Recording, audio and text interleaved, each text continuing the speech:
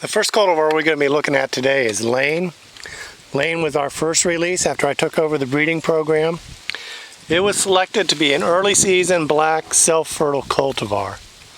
Up until its release, there really weren't very many self-fertile early black cultivars. Generally, if you wanted early and black, you had to go for things like Sugargate, which are female, or Supreme. If you go in and pick the early berries off of Supreme, you can get some early market. Lane is different from those, one, because it is self-fertile and doesn't need a pollinizer, and two, because it is consistently early and much earlier than something like Supreme. We selected it.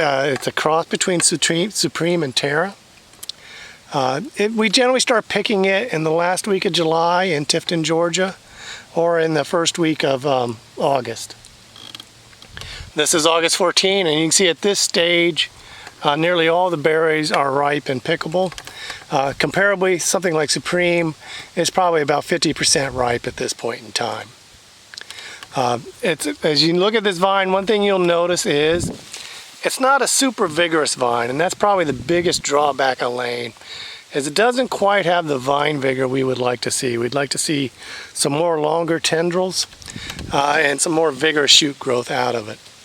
That makes it a little bit difficult to grow. When you first establish Lane, one of the things you want to do is you want to give it a good amount of fertilizer, and don't let it set many fruit in the second and third year. Let it establish the vine first, and then let it come into production.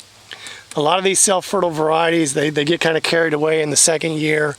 If you've grown them good and you got them down the wire a good bit, they'll set a lot of clusters that second year, and the vine just isn't ready to take that kind of crop load. And so you're better off removing, maybe not all of them, but remove the majority of those and let the vine fill out in the second year, and then start cropping it in the third year. And then watch it in year 3 and 4. And if you're starting to get a little bit too heavy of a fruit set, and you're getting the chlorotic leaves, come in and thin out these shooting spurs and maybe take every other one out and get about a hand's width distance between the fruiting spurs so that it doesn't set quite the crop load and gets the vine more in balance. Lane is generally a very good eating berry. The Brix is almost always high in Lane, and so that's not a problem. It's a little bit different cultivar than a lot of them. If you pull it off and you bite it in half, you see it's got a very firm flesh in it. It's even firmer than like a plum's flesh. And the skin really sticks to the berry and doesn't squirt out like some of the other berries do. So it's a little bit different eating experience than some of the others. And that firm flesh is coming from the Supreme parent.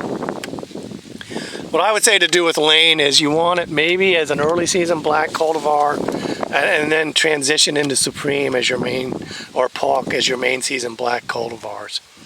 I would probably plant no more than 1/4 of your black acres to Lane, and maybe a little bit less. The lack of vine vigor does kind of worry me with this cultivar.